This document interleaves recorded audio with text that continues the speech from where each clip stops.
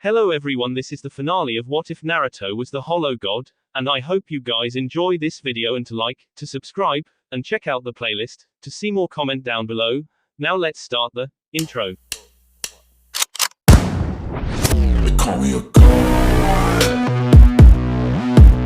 They call me a god.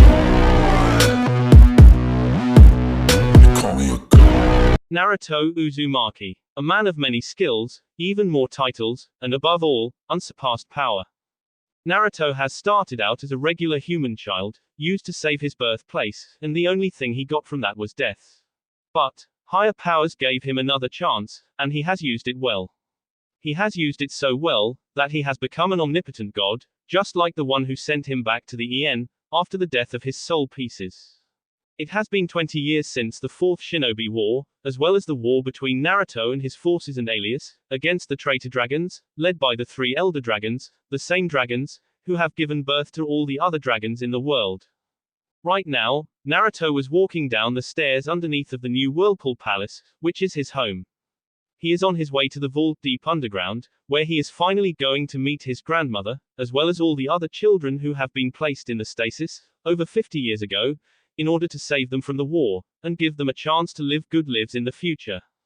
As he was walking down the stairs, Naruto thought about the war, how it went from the moment Kaguya was revived, all the way until the end of it. XXX flashback XXX. Kaguya being revived was a surprise for Naruto, as he wasn't expecting it. He really didn't think that the things would go that far, and was thinking that in the end, the allied forces would defeat the Akatsuki, though with heavy losses on their sides. He was wrong. The allied forces were almost completely decimated. The Akatsuki has won, but Tobi didn't get what he wanted. He wanted to become a 10-tailed Jinchuriki, and cast the infinite Tsukuyomi, but was screwed over by Kabuto, who revived Madara Uchiha. Kabuto also underestimated the extent of Madara's powers, and was screwed over when Madara wrestled control over his reanimated body, and then beat up Tobi, Sasuke, Kisame, and anyone who sided with them. Much to the surprise of the survivors, Madara ended up screwed over by Black Zetsu, who revealed that he was never his will, but was Otsutsuki Kaguya's will, and his only mission in life, basically his reason to exist, is to bring Kaguya back. Black Zetsu was successful, Kaguya was revived, and she has taken over Madara's body. At that point, the only person left standing on the battlefield was Sako, formerly of the Busujima clan of the Land of Iron, but now Sako no name, as she has renounced her own name and clan, and still hasn't taken Naruto's last name. She decided to wait until she was married to him, and until she feels like she deserves to carry the name of a clan like the Uzumaki. Seeing that Sako was unaffected by the infinite Tsukuyomi, scared Black Zetsu to no end, but Kaguya was intrigued by Sako. She could feel Sako's power, and knew that Sako was not a normal human, as no normal human can have that much power. Now, normally, villains would try to convince their opponents to join them, when they find themselves in a situations like this. Sako was strong, and if she can be convinced to join the other side, that side would be invincible. Kaguya though, was not a regular villain. She didn't care about anything or anyone else except reclaiming all the chakra in the world, which would pretty much kill all the living beings in the world, and leave her alone. No one, probably not even she, knows what she would do afterwards. Anyway, Kaguya didn't bother to try and convince Sako to join her. She saw Sako as a threat. As someone who has powers to rival her, and isn't affected by the infinite Tsukuyomi, thus, Sako had to go. That decision of Kaguya started a battle between the two, which spread across the En, as well as many other dimensions, which Kaguya can access using the powers of her Rinja Sharingan. That battle was long and hard. Both sides gave it their all in order to come out on top. Kaguya used her superior powers in order to always be one step ahead of Sako, who countered everything Kaguya threw at her with her speed and skills. In the end, after hours of fighting, with neither of the two gaining much advantage, but with both very tired by then, Kaguya returned both of them back to the En, at the same place where their battle has started. What they saw once they returned though, is something which none thought would ever see in their lives. Apocalypse. That's what Kaguya and Sako saw all around them, once they returned from Kaguya's main dimension. Everything was destroyed. The ground was filled with trenches, and craters so deep, that lava was seen flowing through the trenches. Some craters were even filled with lava. Then there is fire, which is all over the place and is burning everything and everyone that finds itself in its path. The sky above was covered in black clouds, with thunder and lightning shooting down to the ground. Wind was blowing stronger than ever, and there were even several tornadoes, which in some places have merged with fire, and have created a firestorm. All in all, Kaguya and Sako saw cataclysm, an apocalypse, Armageddon. Call it however one wants, it's still the same. A complete and utter destruction of everything in sight. The ones responsible for the destruction are a group of dragons, and human, hollow hybrids, which Sako and Kaguya can see battling from the distance. On one battlefield, the two women saw a gigantic dragons, one red, and the other black, going at each other with all the power they had. They were hitting one another with their arms, they head-butted each other, they fired beams or destruction and fire breaths. They did all they could and fired all they could, in order to take down the opponent. Kaguya didn't know what's happening nor was she able to recognize any of the dragons, but Sako knew what's happening, and she recognized the Great Red, while she assumed that the other is Bahamut, as she knew that the two of them will be battling in this war. Sako then looked away from that battle, and towards the other battles. She could see her kin and the other dragon summons, fighting against the traitor dragons, and their battles are causing just as much destruction as the one between the Great Red and Bahamut, even though they are not as powerful as the two of the strongest dragon gods. The destruction in this case was caused by the numbers. One surprising thing that Sako saw is something so tall that it's dwarfing everything in sight. The thing must be around 2 miles tall, and Sako couldn't even see the top part of it. She had no idea what that thing is, but the power it was radiating was at the same level, if not even slightly above the Great Red and Bahamut. The power did feel familiar to Sako, though. Then, there are the main battles. The one causing the most destruction.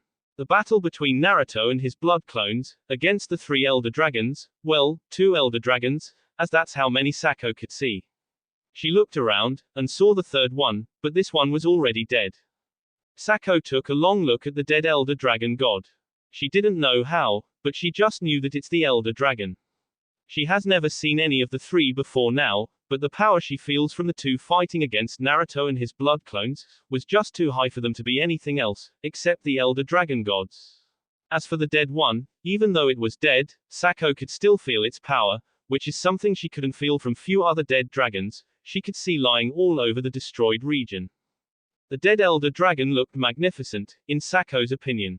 Its color was several different shades of gold, with some white as well. It was huge, and had huge wings, on which Sako can see 2 sets of arms, on top of the normal arms. There is one horn coming out from the front of the dragon's head, though there is another one smaller, as it looks like it was cut off. The dragon had long tail covered in spikes, and all of its hands had long purple claws, made to disembowel everyone they want. Unfortunately, or fortunately, depending on the side you are looking from, the dragon was dead, and covered in blood from the pierce wounds, and cut off body parts. Sako sighed, and thought that it's a good thing that at least one of the elder dragon gods was dead. She then looked at the other 2, and noticed that, while they look just as magnificent as the dead one, these 2 also look stronger, though just because they look stronger, that doesn't mean that they are. The second dragon looks scary as all hell. It was mostly green in color, with red face, and black spikes coming from the top of its head, and going backwards over the neck and back. It has long red tail with green spikes, along with huge multicolored wings. Now while this dragon's is very big, it's not as big as the Great Red and Bahamut, but it obviously has more power. It is bigger than the dead dragon, though.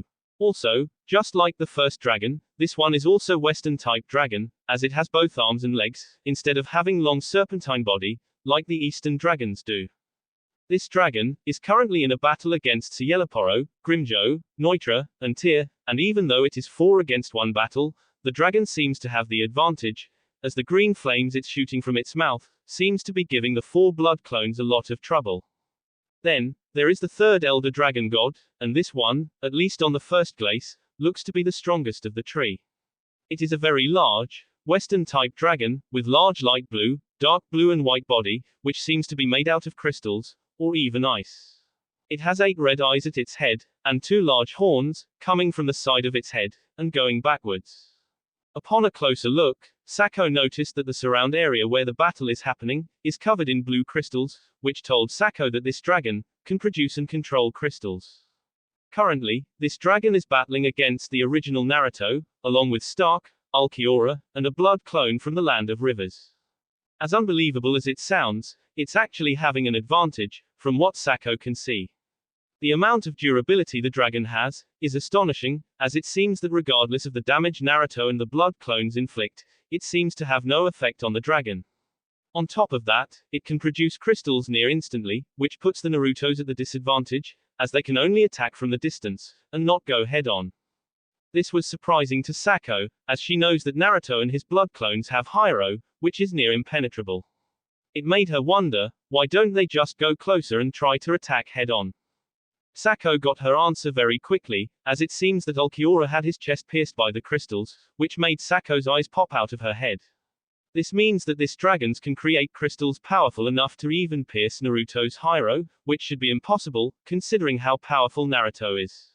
Watching the battles, Sako was very concerned, and from the looks of it, it seems that Kaguya and Black Zetsu, who is attached to Kaguya at that moment, are scared, not concerned. They had no idea that there is someone as powerful as these dragons, and Naruto in the world, and are starting to understand that their plan to conquer the world, and take all the chakra, will not work. Regardless of who wins in the end, Kaguya doubts that they will not try to stop her from world domination. Sako then turned her head, and looked at where the other traitor dragons are, as well as where her fellow hybrids are.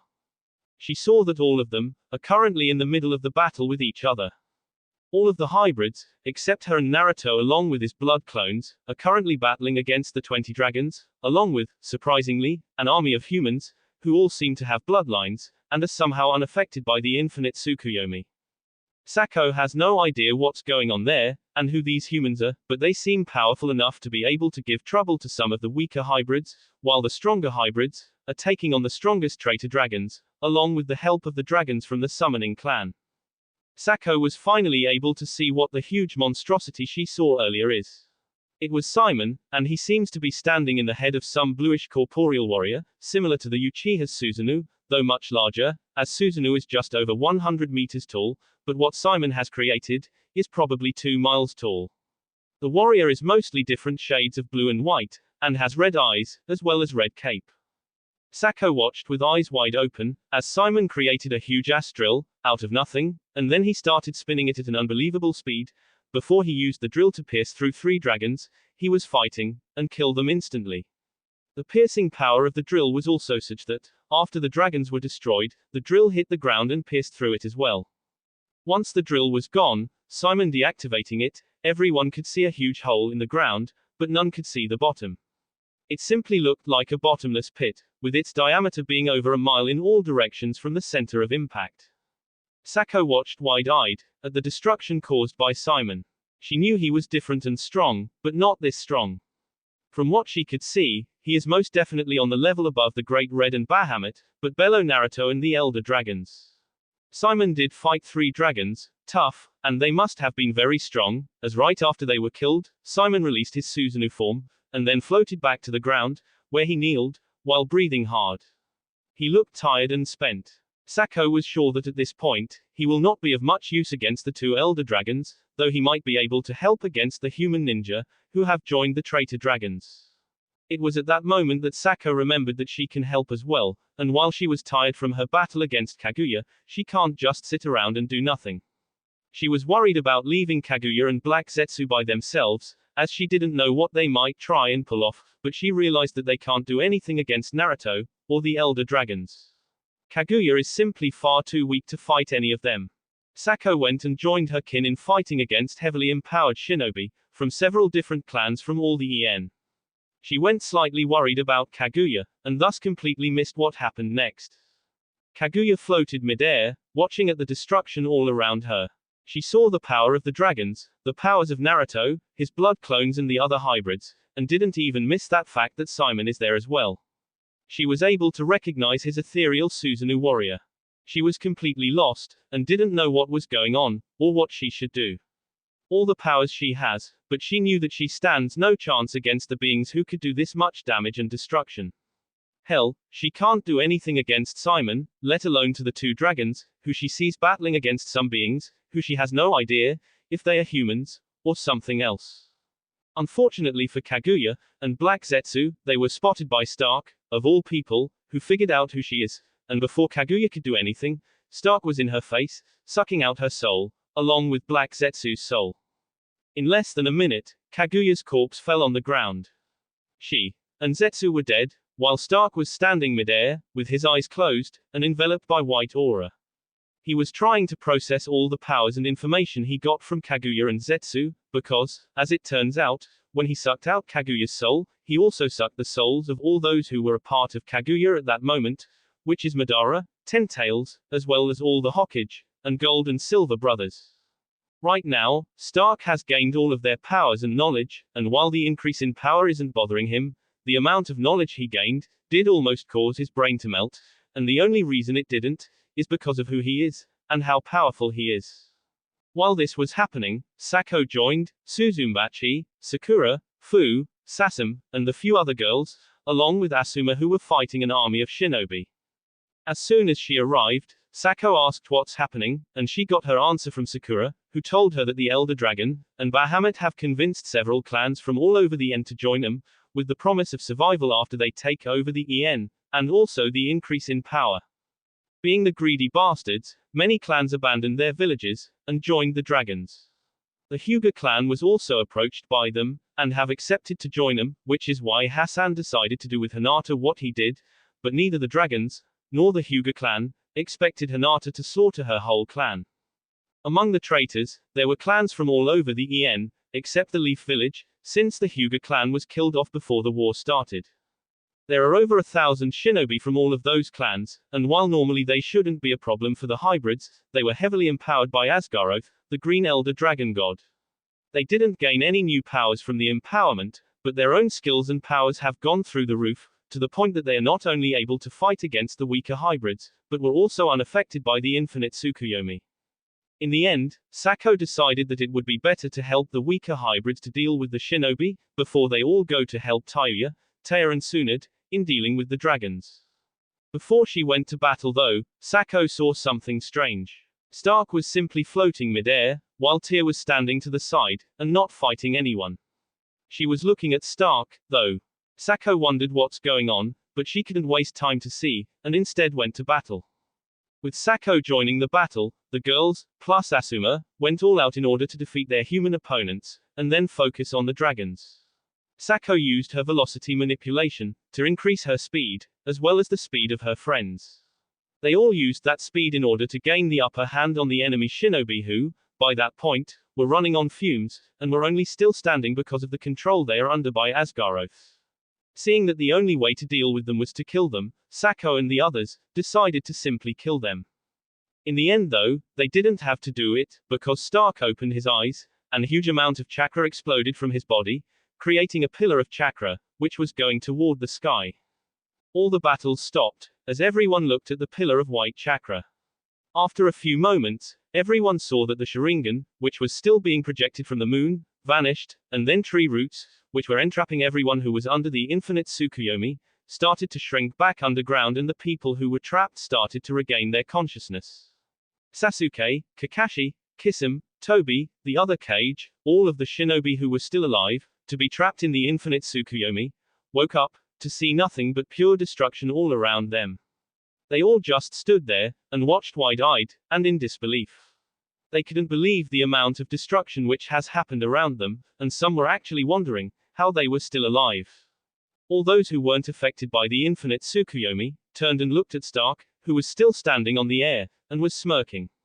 He looked just like before, but now, he was surrounded by white aura, and his eyes were that of the Rinja Sharingan.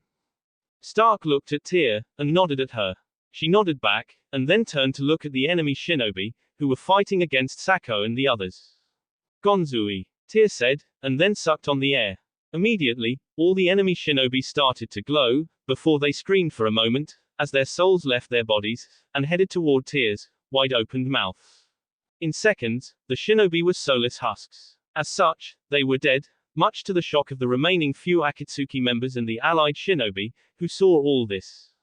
They all looked at Tyr, who gulped down on the souls, and sighed, with her eyes closed. Unlike with Stark, though, Tyr didn't get any power-up, as the shinobi whose souls she ate, only had some bloodlines, but nothing special and on the level of Kaguya, so, while Tia did get some new abilities, she didn't get more powerful than she was. Seeing that the enemy shinobi were dead, Stark decided to try out his new powers on their corpses, and prevent anyone from ever trying to revive them. Not that it would work, as their souls were eaten by Tia, and didn't go to the afterlife, and as such, they can't be revived.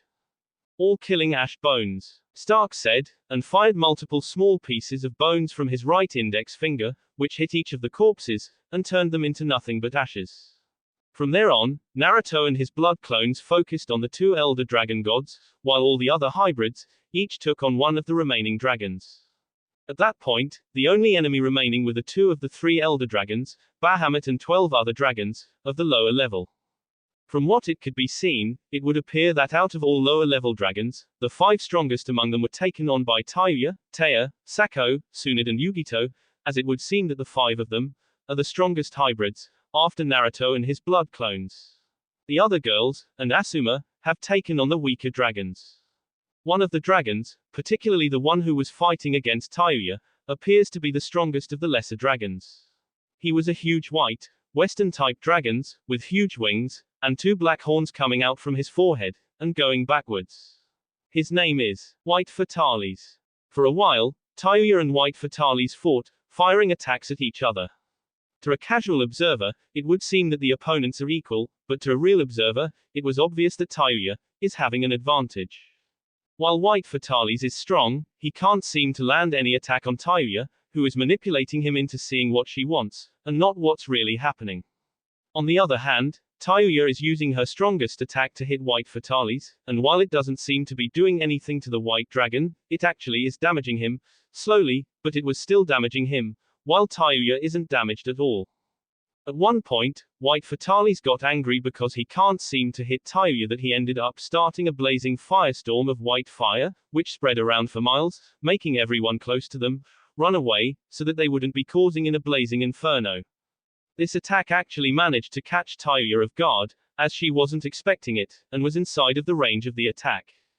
Once the attack ended, and the firestorm was gone, Tayuya was revealed to have been severely burned, but was still alive. She was missing an arm and a leg, which were burned to a crisp, along with severe burns all over her body, but in the end, she was still alive. Tayuya was in severe pain, and was on the ground, panting. She couldn't believe that she was taken by surprise in this way, and nearly defeated by some damned dragon, of all beings. She was the strongest of Naruto's girls, even stronger than Taya and Tsunade, and yet, she let her guard down, and is now paying for that. She thought about what to do, and how to pull this off. She has high-speed regeneration, just like any other holo or hybrid, but hers is not as high-speed as Naruto's or some other girls. Her powers are more manipulation-related, and her attack powers and regeneration are not that high. This of course means that she is in deep shit, especially since she could see White Fatalis floating in the sky, and about to use Roar at her. She knew that if she was hit by it, she would die. XXX. At the same time as Tayuya was fighting against the White Fatalis, Taya, Sako, Tsunade and Yugito were fighting against 4 other dragons. Yugito was currently in a fight against the Shooting Star, a gigantic red dragon, known as the Demon Dragon, because of his red scales and fierce temper. The fire shot by this dragon is extremely deadly and toxic, as shown by being able to even melt the ground, and the fumes produced by the meltdown are spreading around, causing everything hit by them to melt and die. Several shinobi were caught by the fumes, and were melted to nothingness, while screaming in extreme pain. Seeing this, Yugito decided not to joke around, and used her full power from the start, using her hellfire to counter the toxic flames shot by the red dragon.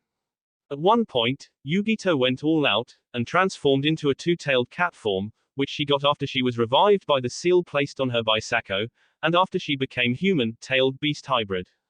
Later she also became part hollow, but her tailed beast powers come from her former resident, the 2-tailed cat, Matatabi. The battle between the 2 beasts went on for a while, with the 2 of them using their special fire, and tried to overpower the other. Unfortunately for both, none really gained the upper hand, even after the battle went for some time.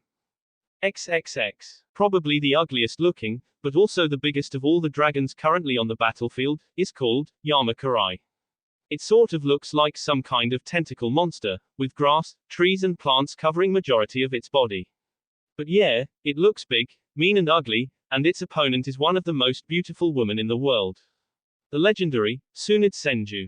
The last member of the once great, Senju clan, was looking at the beast in front of her, and cursed her luck at having to face such an ugly opponent. Because of how ugly it is, Tsunade even underestimated it a little bit, though not enough to let her opponent gain any advantage over her. She's not so stupid as to do that. She wouldn't have lived as long as she did, if she was stupid. Though, Tsunade will admit that facing this beast, felt almost like she is facing her grandfather, Hashirama, if Hashirama was a big, scary and ugly monster. The reason she felt that way, is because the dragon she was facing is capable of manipulating trees, just like her grandfather, though unlike Hashirama, the dragon can also control plants and poisons. As such, Tsunade had to constantly be on guard, and watch herself, otherwise, she would end up skewered by the tree roots, or poisoned by some kind of poisonous plant. Of course, she wasn't always on the defensive, and was shoving her monstrous strength, by grabbing the beast by its tentacles, and swinging it all over the place, while slamming it into the ground, creating craters in the process. Just like the other battles between Naruto's woman and the dragons, this battle dragged out for a while, and just like in the battle between Yugito and her opponent, in this battle neither side gained the upper hand. Before the battle could continue, it was interrupted by an ungodly shout.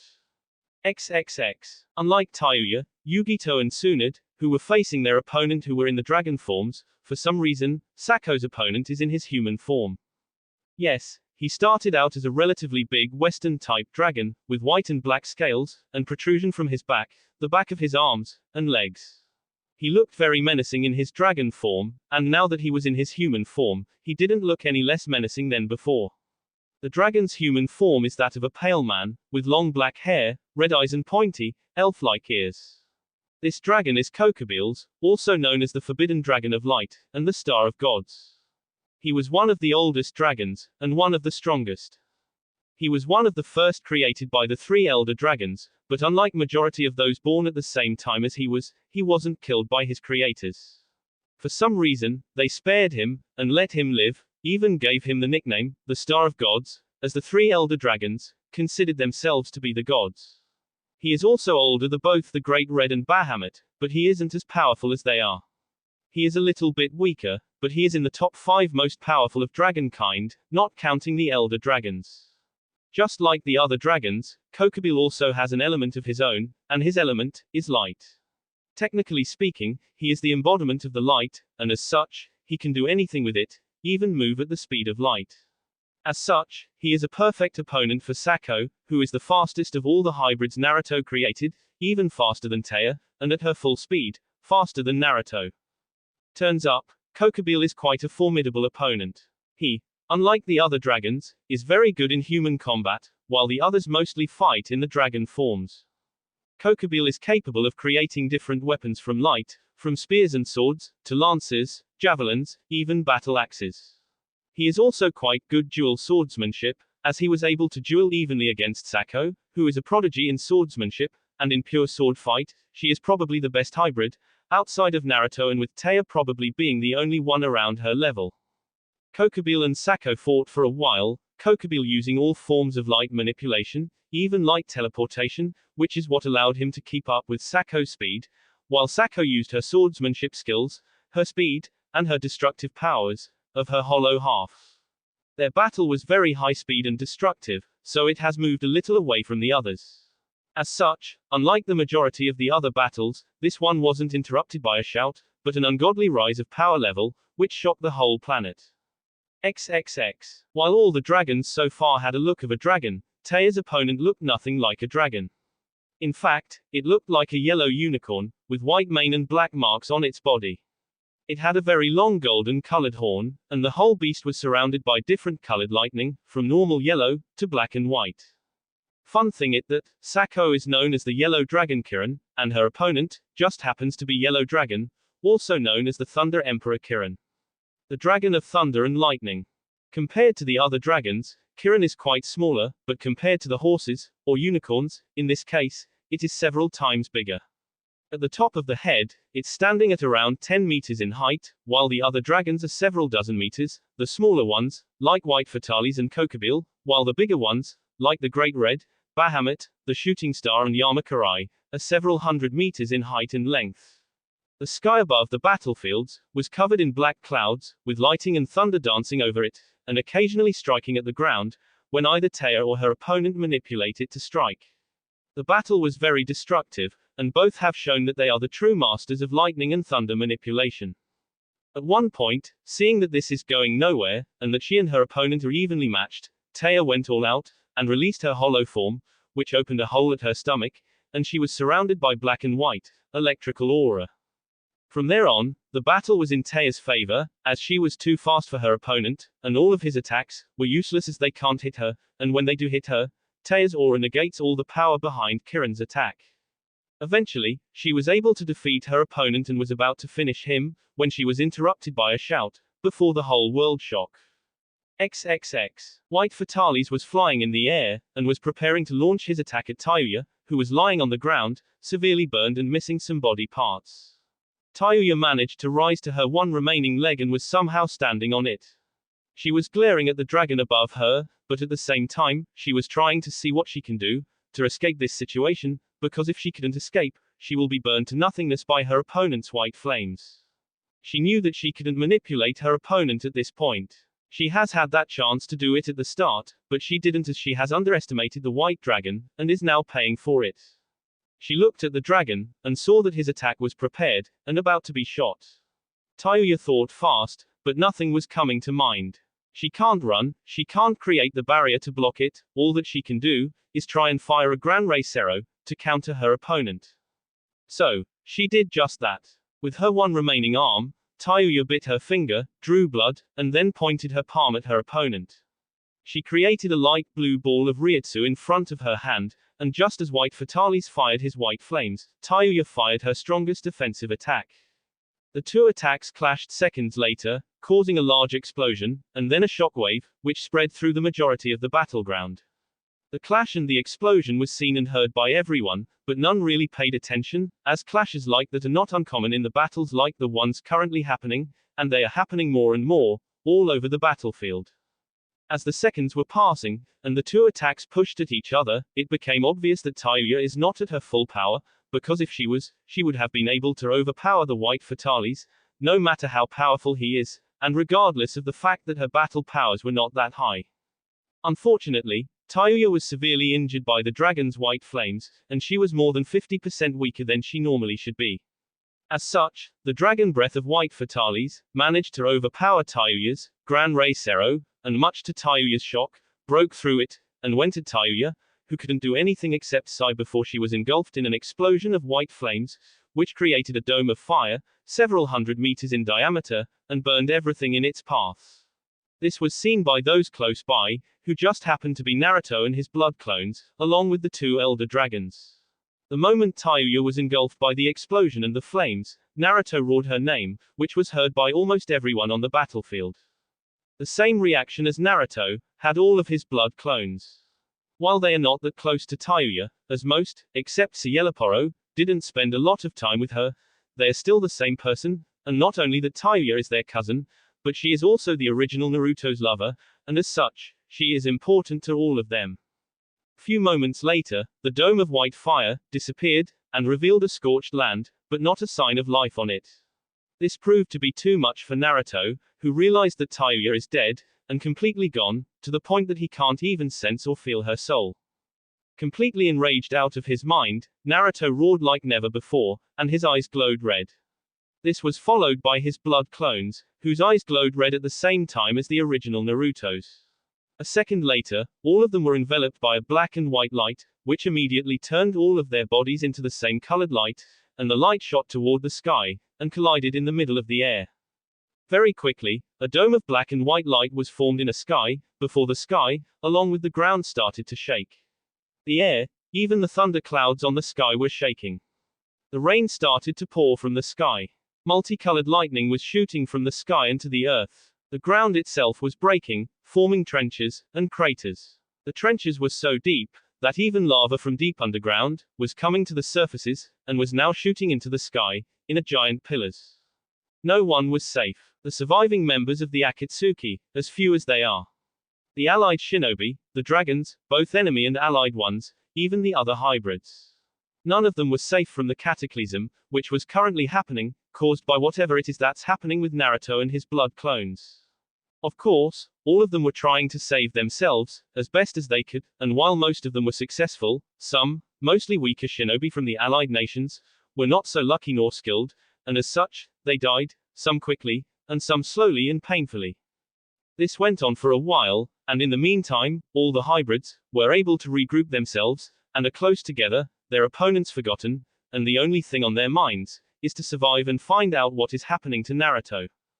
Several minutes after it started, the ground shaking stopped, and the orb of light from the sky disappeared, leaving behind a single, male figure, which was currently standing mid-air, with his head pointed downward, and with his eyes closed.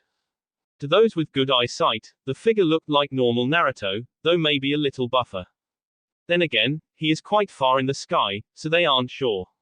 What they are sure though, is that Naruto was the only one up there, and there was no sign of his blood clones. What they all could also see, is that Naruto was only wearing his black pants, which were ripped in several places, but still mostly there, while on his upper body, he was gnarled. Before, he was wearing a black muscle shirt, along with a sleeveless red coat over it. Everyone was staring at Naruto, waiting to see what will happen, and to find out what happened to him. Before anyone could find out anything, a pressure so high hit everyone down on the ground, which made every living being fall face first into the ground. None of them could even lift an eyebrow, let alone anything else, from the amount of pressure which hit them. They felt as if the Earth's gravity has just increased thousands of times, and their bodies felt that much heavier. Few surviving weaklings, who were able to survive the previous cataclysm, weren't so lucky this time, as the pressure was too much for them, and they all literally exploded in blood and gore. The fact that even the Great Red, Bahamut, all the hybrids and even the two elder dragons, were lying on the ground and unable to move a muscle, proves how high the pressure is. The point is though, no one was spared from Naruto's wrath, not even his friends and lovers. XXX flashback end XXX. Naruto arrived in front of the door of the secret chamber under the vault, and stood there waiting to see the releasing of the seal. Naruto Uzumaki is a man who has lived for over 1,000 years, but that couldn't be said if his age is judged by his look. He looks like a young man in his mid-20s. He has blonde hair, which is tied in a bun on the back of his head. He also has a full blonde beard, which covers his cheeks, but doesn't go to his neck or throat. He stands at about 190 centimeters, and weighs at around 90 kilograms, though his body type is that of a fighter, and is built to be like a rock. He wears a black pants, with black open-toed boots. On his upper body, he wears a crimson, sleeveless hoodie, which is unzipped at the front, showing his hairy chest and abs. The last noticeable things on his are his blue eyes, as well as the black-colored, infinity symbol, which is located on the middle of his forehead. As he was standing there, he thought of the end of the war, and his true awakening. It turns out that Naruto's special hollow power was the power of fusion, but not just any fusion. Naruto can fuse himself with his blood clone. When the clone jutsu is normally released, the user doesn't get anything, unless it's the shadow clone jutsu, or blood clone jutsu, in which case, the user gets memories from the clones. There is no possible way to fuse two clones, no matter what clone jutsu is used. In Naruto's case though, if he was to release his blood clones, he would get their memories, but that's about it. He wouldn't get any power up. But with the fusion, Naruto's power, and the power and skills of all blood clones, is put together, and then multiplied several times. As such, when Naruto and his blood clones fused together, their power, skills and knowledge was combined into one being, and then multiplied. By doing this, a new Naruto was born, and this Naruto, unlike the old one, who was an omnipotent being, is a fully omnipotent god. In fact, Naruto's power has grown so much, that he has become the first ever hollow god, and his power have even went beyond all the other gods in the universe. At that point in time, Naruto has become the most powerful being in the universe, and as such, could do anything he wanted. Hinata's death has started it, but seeing Tayuya's death, pushed Naruto over the edge and allowed him to activate his special powers for the first time, since he became a human, hollow hybrid. With this new power, he was invincible, and he has proved this just by releasing his power, which has all but buried everyone underground, from the pressure put on them. Even the Elder Dragons, who just minutes before were stronger than Naruto and his blood clones, were now affected by Naruto's powers, and couldn't do anything. Naruto was angry like never before. His anger even surpasses the one he felt after Hinata's death, and it's never a good thing for anyone, when Naruto gets angry. Fortunately for Naruto and his allies, he was able to control his anger and powers, at least to the point that he didn't kill them. His enemies, though, they weren't so fortunate. The only good thing that Naruto's enemies had, is that Naruto had enough control over himself that, even though he wanted to kill them all slowly and painfully, he decided to do it quickly. Of course, even though he could kill all of his enemies and be done with it, Naruto still remembered that some of his enemies belonged to the others. For example, he let the Great Red deal with Bahamut. He also decided to let Sakura deal with Sasuke and Kakashi, who were still alive at that point. As for the others though, they will die, quickly, but they will not get the afterlife, as Naruto never allows those he hates to have a chance for another life. He simply eats their souls, and assimilates them into himself, just like he did with the majority of the Hyuga clan. So, Naruto went and used Gonzui, planning to eat the souls of the 2 elder dragon gods, and a few surviving traitor dragons. In the end, Naruto got what he wanted, which is their souls, which were sucked out, right away, and none of them could do anything, as his power surpasses theirs, by a lot. What Naruto wasn't expecting though, was that along with the souls, he would end up sucking all the powers, and flesh from the dragons, leaving behind nothing but dried up bones, which immediately after turned into dust, and left nothing behind. Not only that, but Naruto also absorbed all the flesh from all the dead shinobi from across the whole battlefield, well, those who still had bodies left behind, as some were completely destroyed and there was nothing left. Of course, there were also few souls remaining behind, from those who died, but didn't ascend to the other world. Naruto made sure that they never got the chance to reach the afterlife, as he also sucked their souls as well. Naruto was surprised by what happened, though, while the other were shocked and more than a little afraid. Naruto was surprised as normally, Gonzui would only suck out the soul from the body, and leave everything else unharmed, but it would seem that Naruto's powers have evolved along with him, and now he has to spend some time trying to see what will happen if he used his other techniques and powers. Nevertheless, Naruto was happy. He defeated his enemies, and they will not get the chance to reincarnate. He also got some new powers, and major power up, by absorbing all the powers from half a dozen dragons, 3 of which were elder dragons. Yes, Naruto's powers have sucked out everything from Shigeru Megala as well, even though his soul was already gone, his body was still there and along with it, the majority of its power. With that over, Naruto then pulled a plug on his power, and let the ones remaining alive, to get back on their feet. Then, he simply told them to finish everything, and he just stood high in the air, and observed everything without saying or doing anything. At first, everyone was shocked and confused, but then some of them went and continued their battles, while few started their own. The Great Red and Bahamut continued to fight each other, and destroyed everything on their path, while doing that. Bahamut, of course, knew that he was done for, as even if he manages to kill the Great Red, he will be killed by Naruto. Of course, even though he knew that, he wasn't going to go without a fight, and will at least make sure to kill his arch-rival. Half an hour later, both dragons were lying dead on the ground. They have ended up killing each other. Taya, Tsunade and Sako still haven't defeated their opponents, but that was not because they couldn't but because while Naruto was going through his transformation, they saw what's coming and made a run for it. The Shooting Star, Yamakurai and Kokobile, along with the White Fatales, decided that the other continents in the world are looking good at this time of the year, even though they don't even know that there are other continues in the world, but they have come to an agreement that everything, even the bottom of the ocean, is better than what's waiting for them after whatever is happening to Naruto finishes. They were right, and as such, they will live, for now. As for the remaining members of the Akatsuki, well, they weren't able to run away.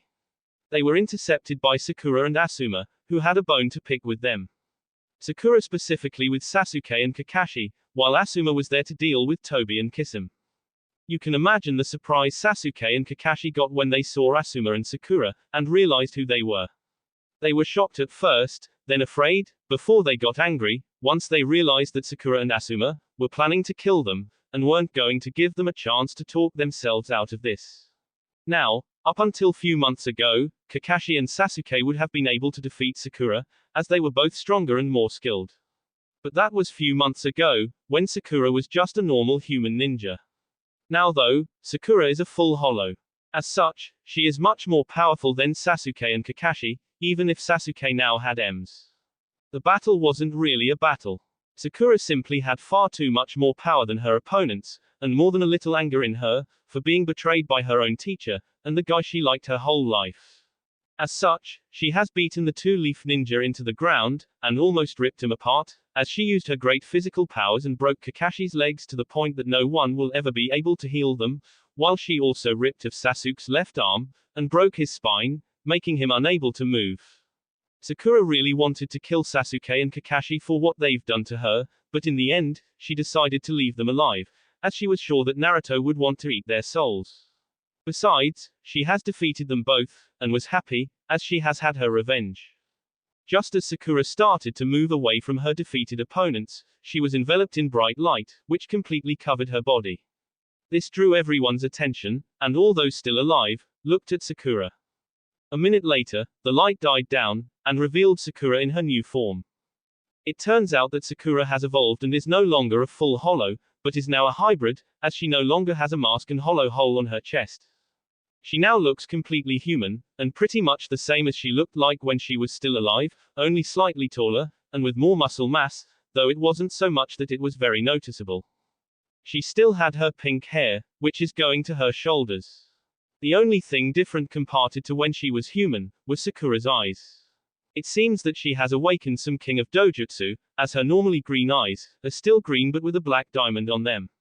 It looked like the same diamond that was on her mask's forehead, but has now moved from the forehead to her eyes. It wouldn't be until a while later that Sakura would discover the true extent of her power and dojutsu. As for Asuma's battle, normally he wouldn't have any chance against Tobi and Kisame, as they were both stronger than the old Asuma. But the new Asuma is a part hollow, and has normal hollow powers, along with his special holy flames, which only he can use.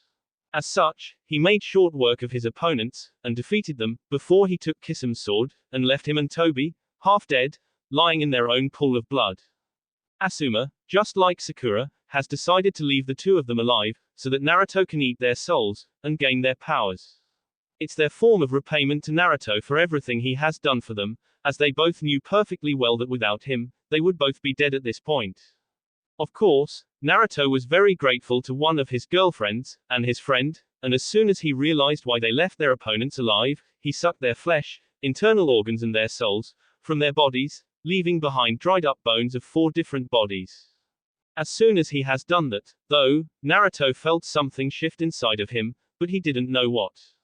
It will be a while later that he will learn that the original Naruto was the reincarnation of Asura Otsutsuki, while Sasuke was the reincarnation of Asura's brother, Indra, and now that he has eaten Sasuke's soul, Naruto has the souls and powers of both brothers, making him the new Sage of the 6 Paths.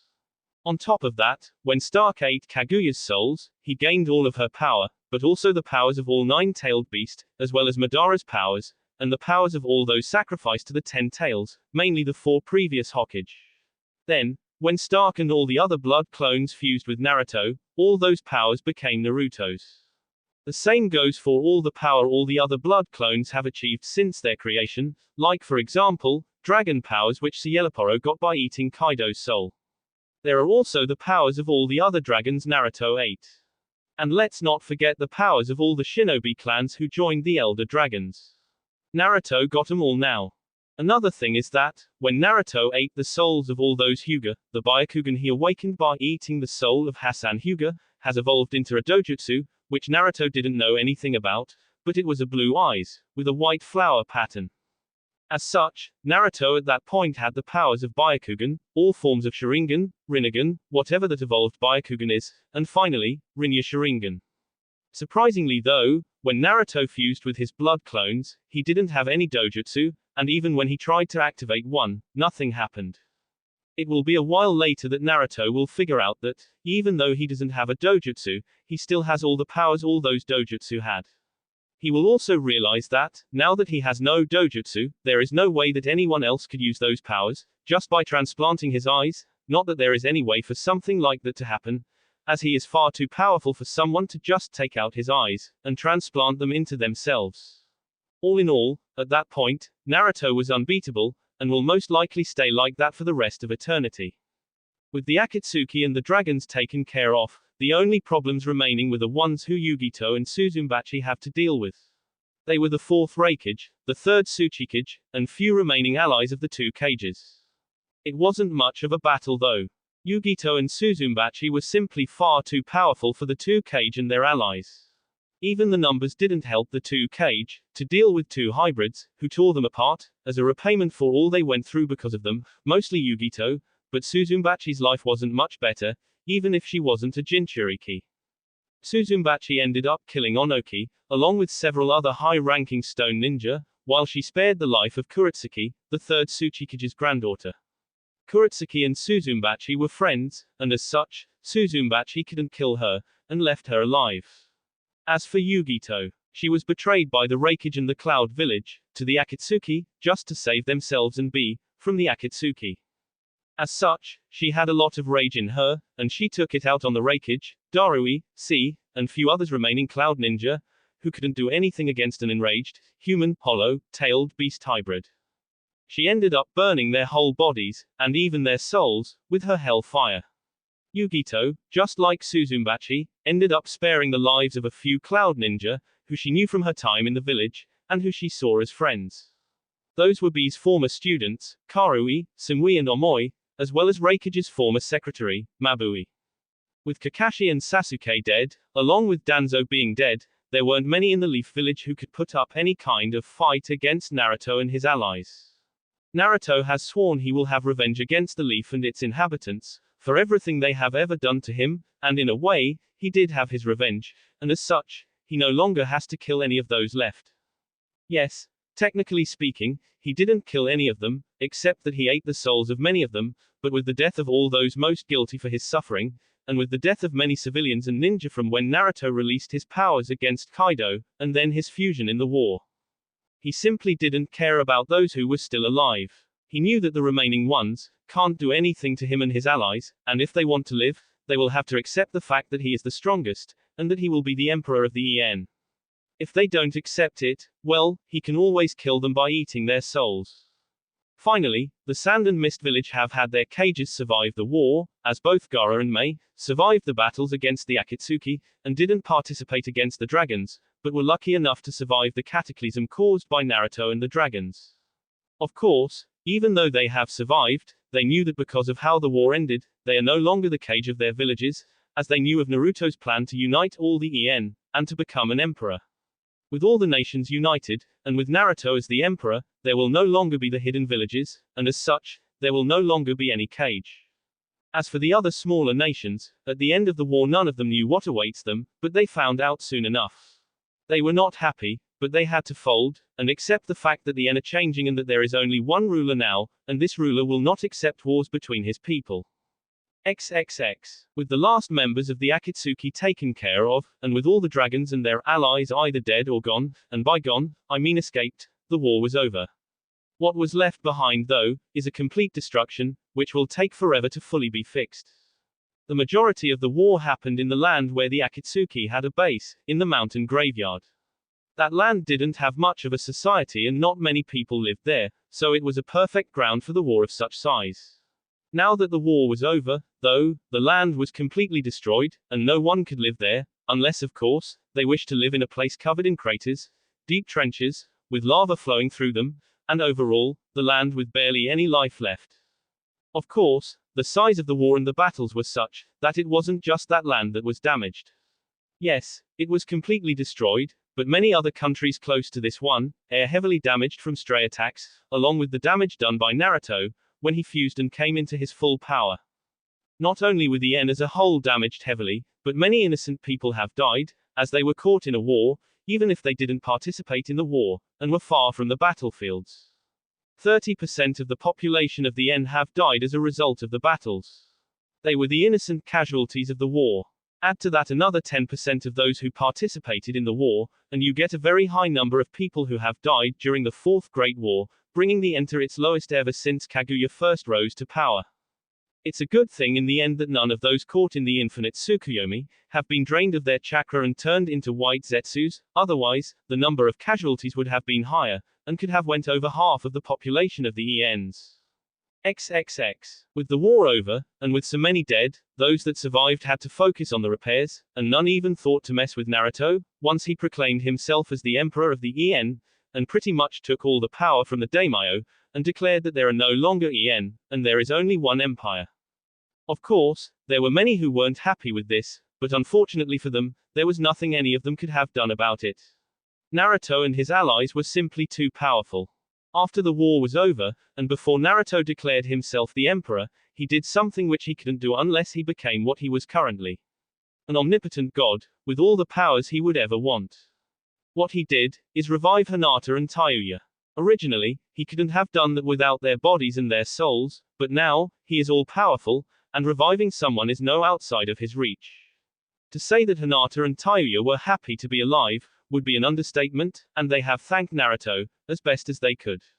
Hinata was particularly happy, as not only was she alive, but her current body, while it looks just like her old one, is completely new. Undamaged and untouched by anyone. 10 minutes after she was revived, Hinata was no longer untouched. Naruto has made sure of that. After he revived Hinata and Tayuya, and the two girls finished thanking him, Naruto proceeded to do something else he wanted to do. He went and released the souls of those who he believes deserve to have a happy afterlife. He of course, kept their powers, but let their souls go to the afterlife.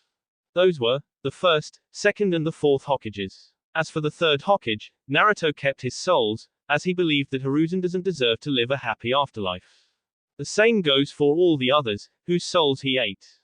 He kept them all, and plans to keep them all inside of himself, until the ends of time. There was one exception, though. For some reason, none other understood, Naruto decided to revive Kaguya, but when he revived her, she didn't have any of her powers, except her Byakugan, which was her original power, and the one she had before she ate the chakra fruit, and joined with the 10 tails. All of her other powers are gone, and now are part of Naruto. Kaguya was given a second chance, but was told by Naruto that, if she tries anything, she will be sent into oblivion. She of course, wasn't stupid. She saw how powerful Sako was, and she wasn't even the strongest of Naruto's friends. She also saw how powerful Naruto is, and as such, she knew that there will be no chance for her to win against him, no matter what she tries.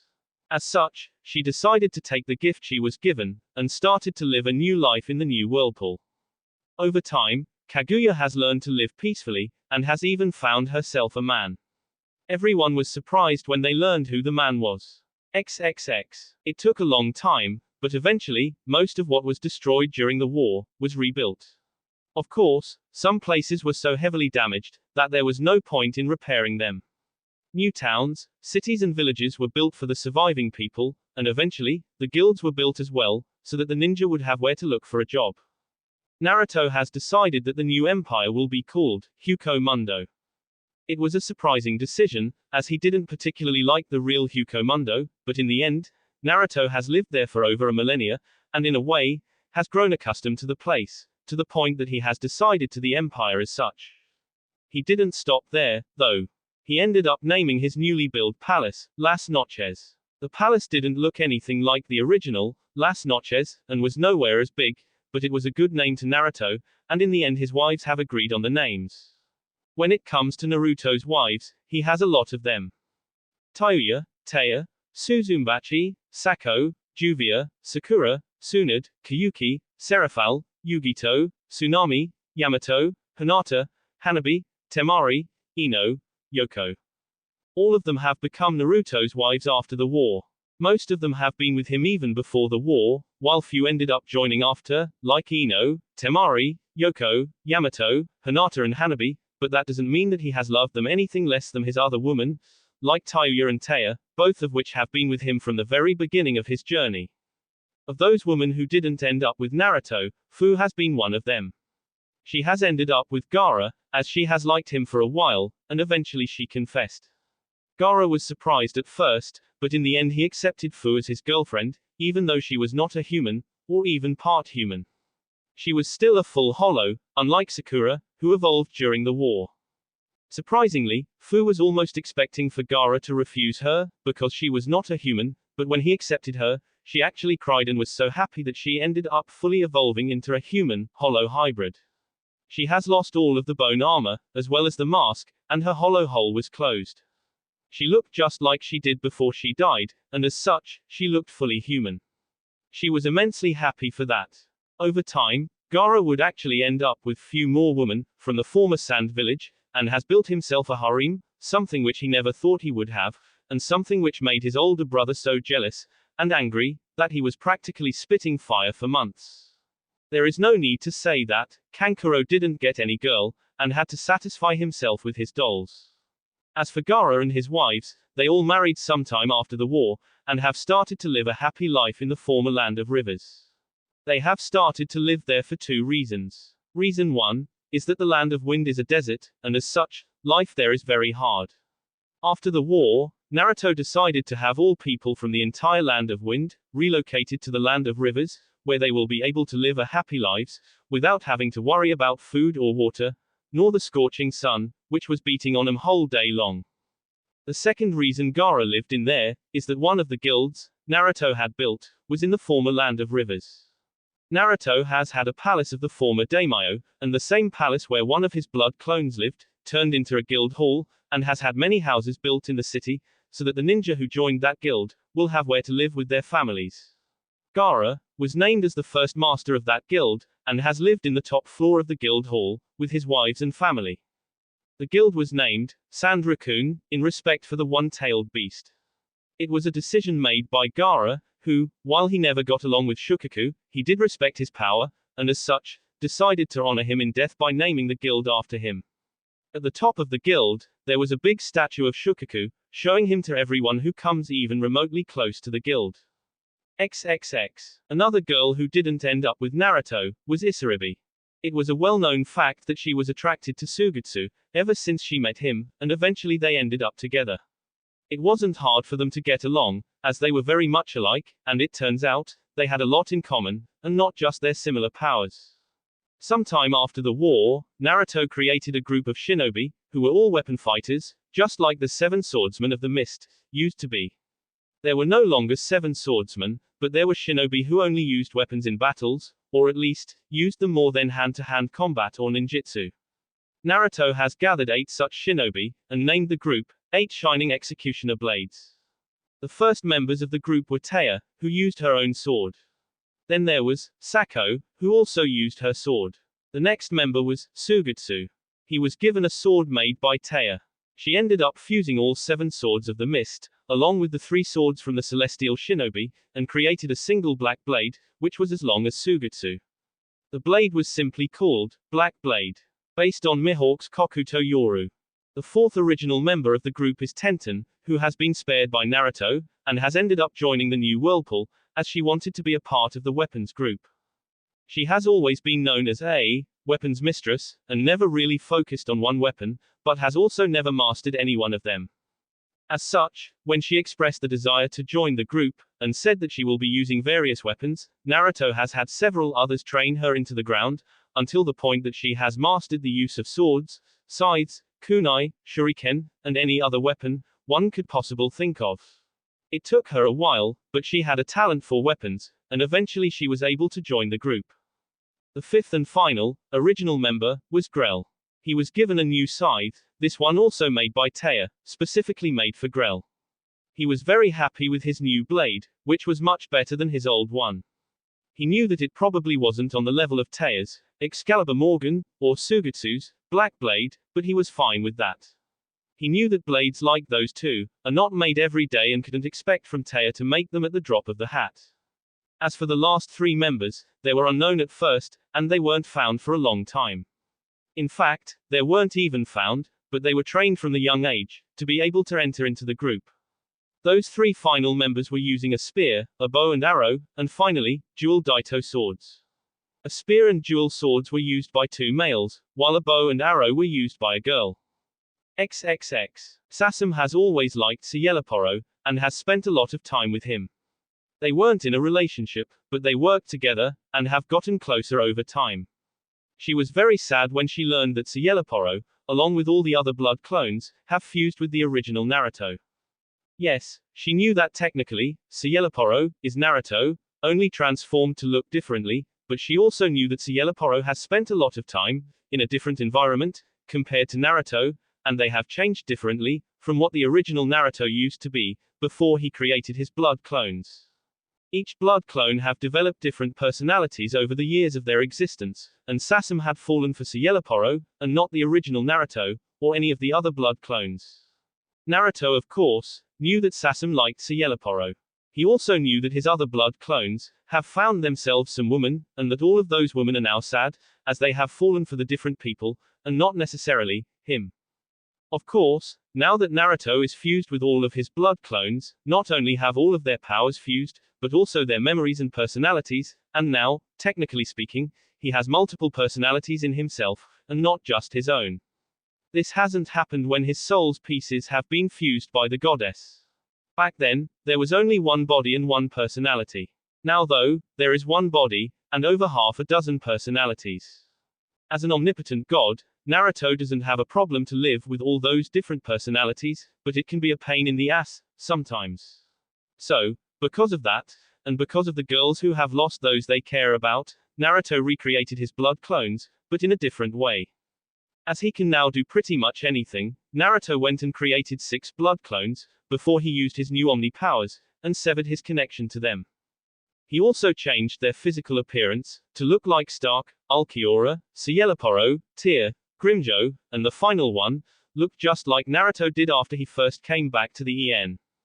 Each of them also had the same personality as the blood clones who lived for years in the EN, before they all fused with Naruto. Once he was done, Naruto said that they are all now completely free from him, and that they can do whatever they want.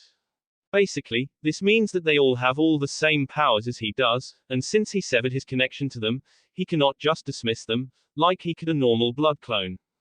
The blood clones then went and reunited with the girls, who were all happy to have them back, once they learned of what the original Naruto had done. In the end, Cieloporo and Sasum started a relationship, and she was his first wife. Over time, Tenten also ended up joining them, and they were, from then on, in a 3-way relationship.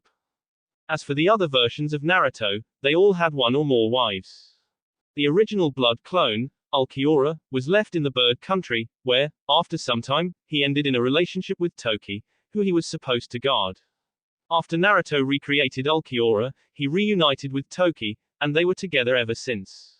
They were in a single relationship. Just like Ulquiorra, the original blood clone of Stark, was in a relationship with Haruna, from the vegetable country. After he was recreated, Stark reunited with Haruna, and they were together in a relationship, ever since. Tear though, she looked like a woman, but was a man. As such, she has also found herself some women, who were either lesbians, or bisexual, and has started relationship with them, while she was still looking over the sea country, as well as the water country. After being recreated, she gathered herself all of her girlfriends, and they were in a happy relationship.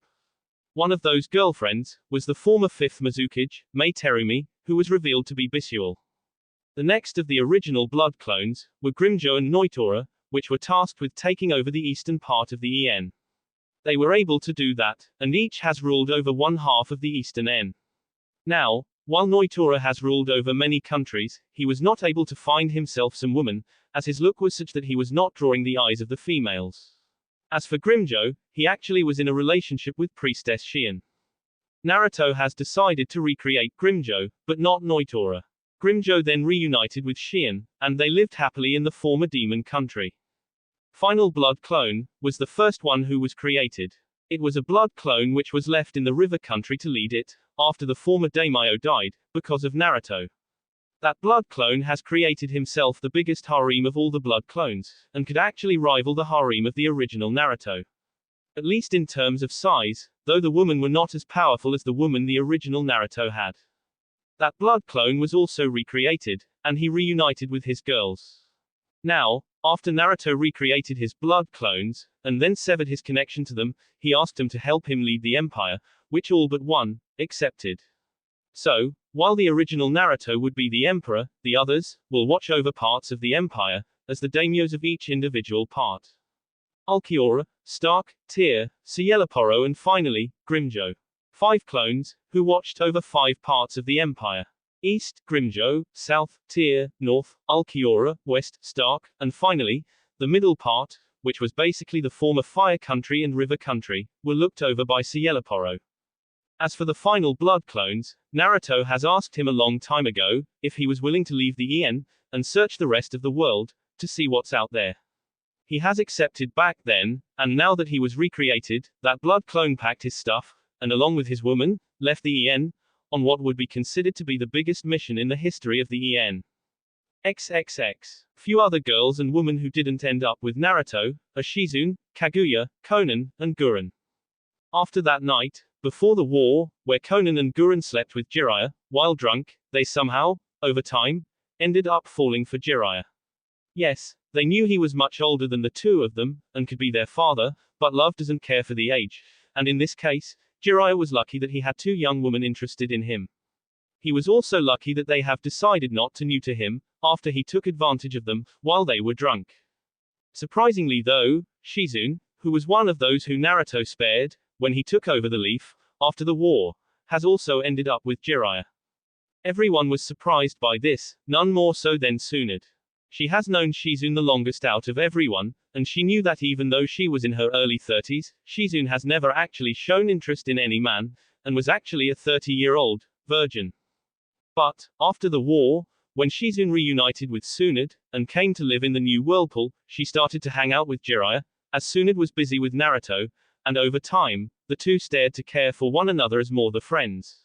Sometime later, they were officially a couple, or better said, Shizune became a part of Jiraiya's harem. The last one, Kaguya, also ended up with Jiraiya.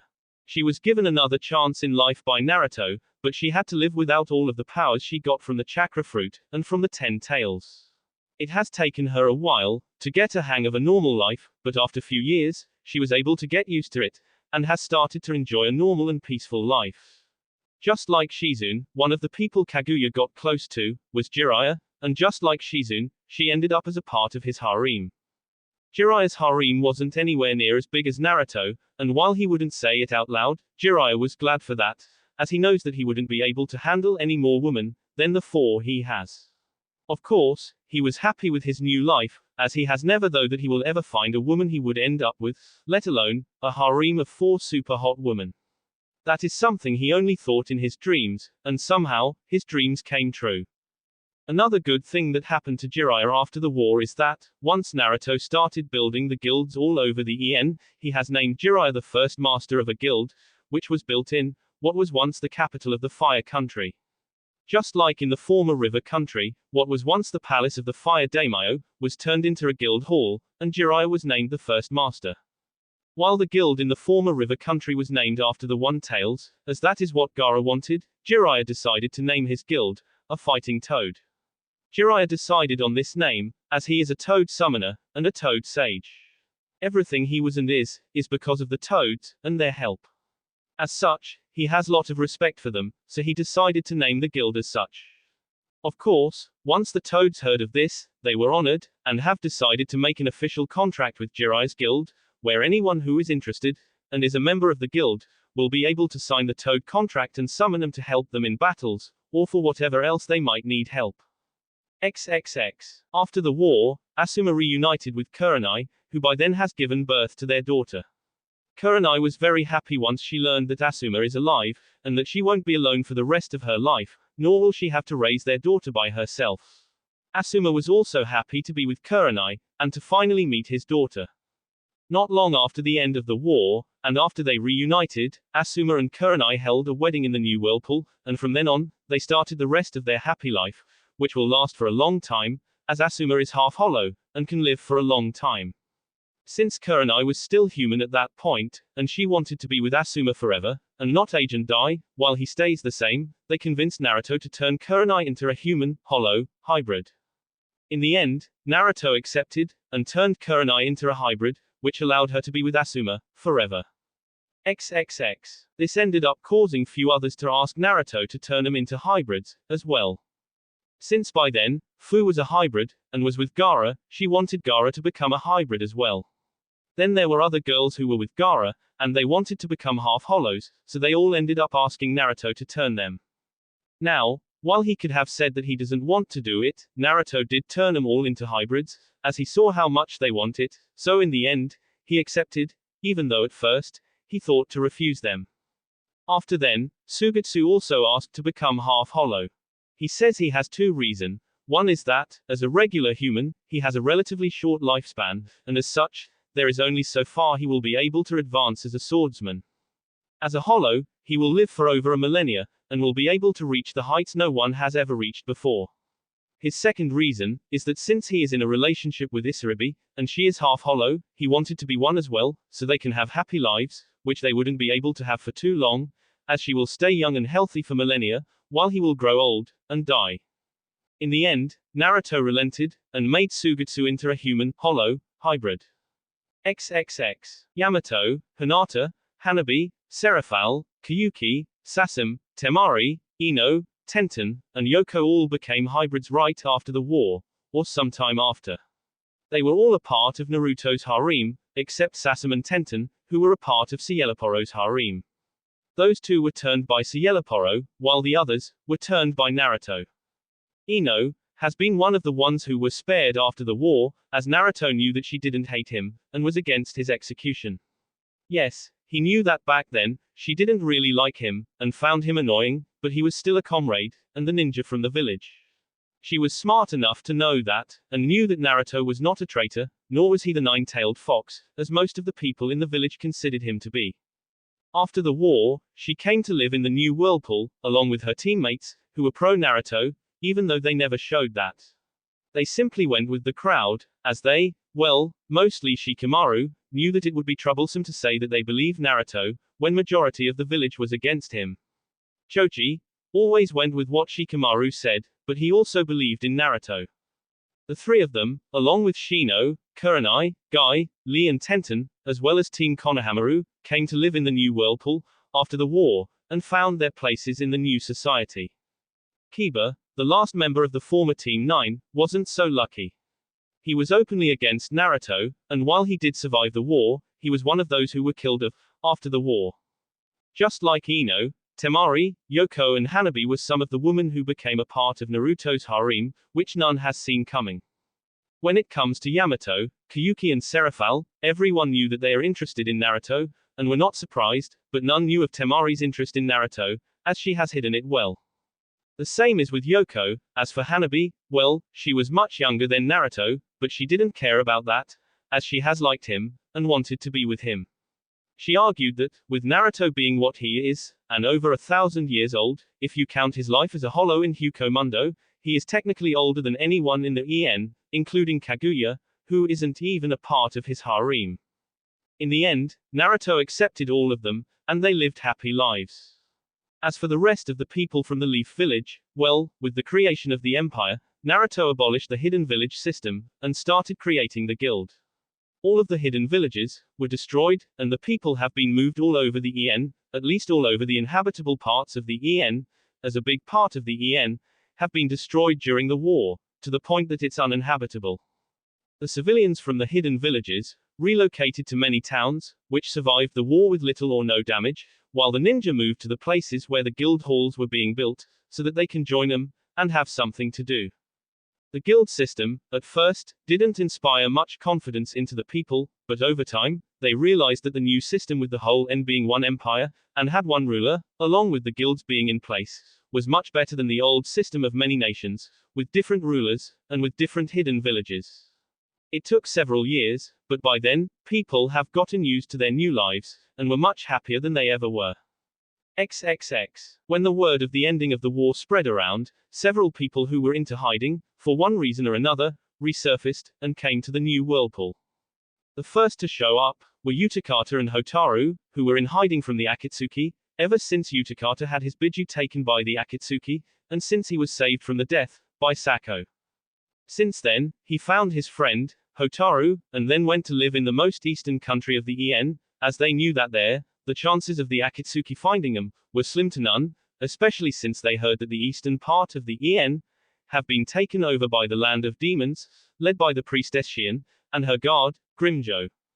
As such, that was the safest place to go, outside of the new whirlpool, where they could have went, as Sako told them so, but Utakata decided to go somewhere else.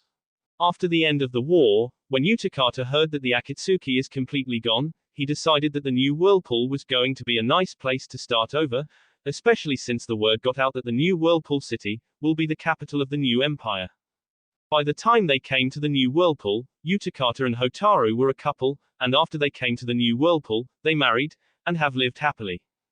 XXX. Another group of people who were into hiding for much longer than Utakata and Hotaru were Iruka, Anko and the Ichirakus. They didn't like what happened to Naruto, and what the Leaf Village was turning into, so they abandoned it not long after Naruto's execution. Ever since then, no one has seen them, and none knew where they were. They all run away separately, and the chances of them ending up in the same place were very slim, but somehow, they all ended up going to the Moon Country, which is one of the most southern countries in the EN, and is a place where Naruto had a mission at one point in his short career as a ninja. There, Naruto wasn't seen as a hero, like in the Wave Country or in the Spring Country, but he wasn't hated either. He was respected, and the people didn't care what he was, or what he had sealed inside of him. As such, all four thought that it would be a good place to hide and start over, and the Moon Country is quite far from the Fire Country, and none would think to look for them there, as none of the four have ever gone to the Moon Country. The four have lived there as simple civilians, and had a good life. When they heard that Naruto is alive, they were over the moon with happiness, but before they could go and look for him, the war was announced, and they decided to stay where they were, until after the war. When the war was over, Anko, Iruka, and the Ichirakus packed their stuff, and went to the new whirlpool, where they found Naruto. After a round of crying from Ayami, the four asked if they can live in the new whirlpool, and Naruto was more than happy to allow them. Right after they were granted the citizenship of the new whirlpool, Tsuki and Ayami were given a place where they can open the ramen shop, as well as live. Naruto was their first costumer, on the very first day of the opening.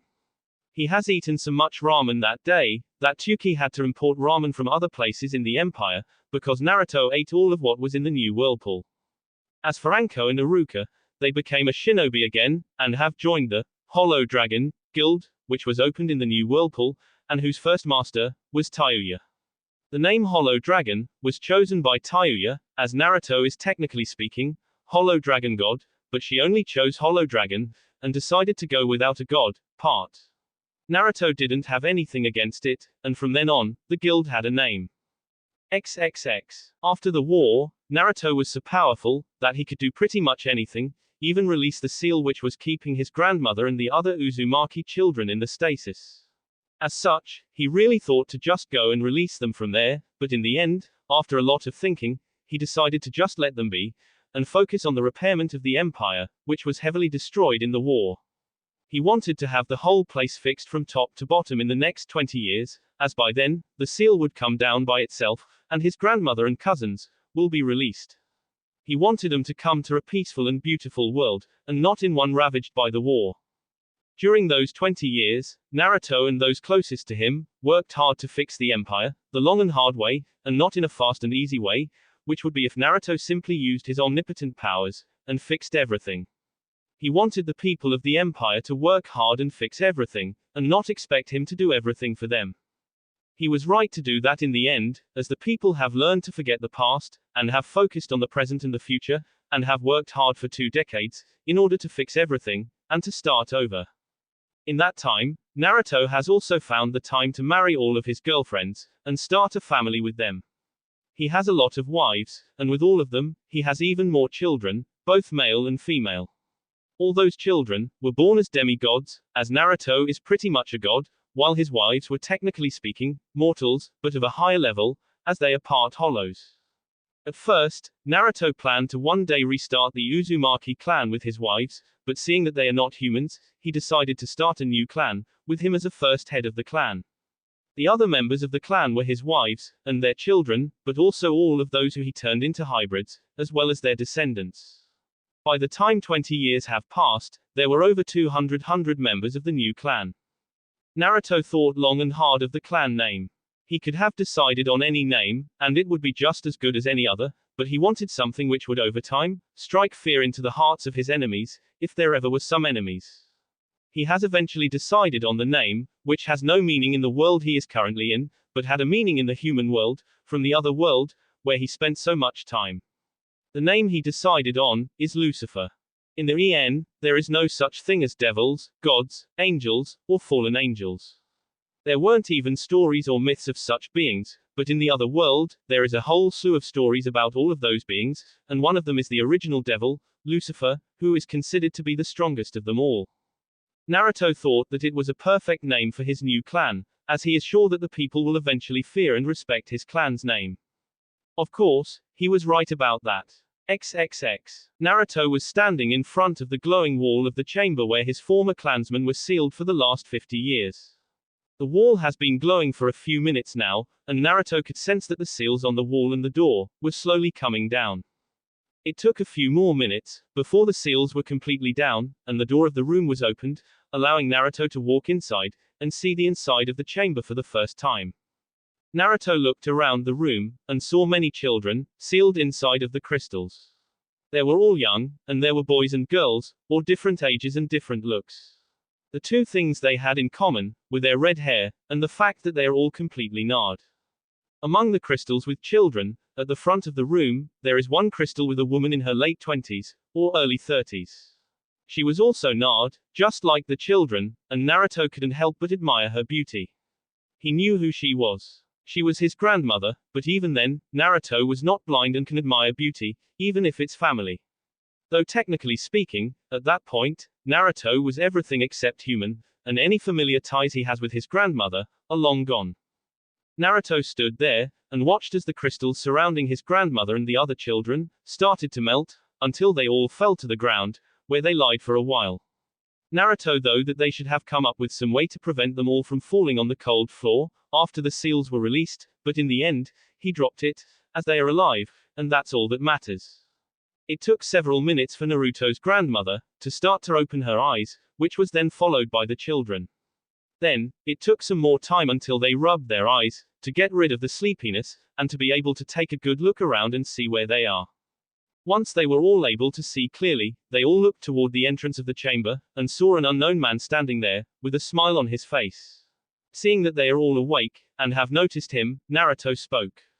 Welcome back. The end. That will be it for this video. If you want more, comment down below, like, subscribe. And see you guys later.